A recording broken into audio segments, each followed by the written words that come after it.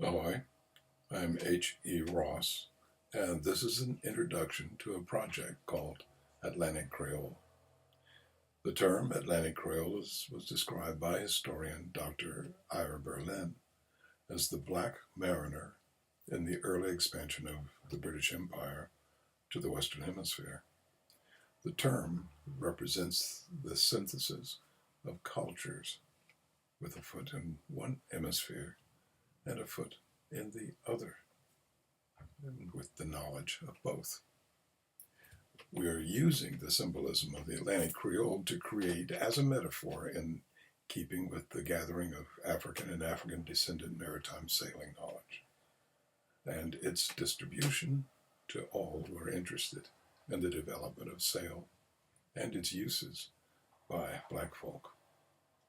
The Atlantic Creole project needs startup funding for the creation and maintenance of an interactive website that will lead to the promotion of interest in that gathering of information, we hope.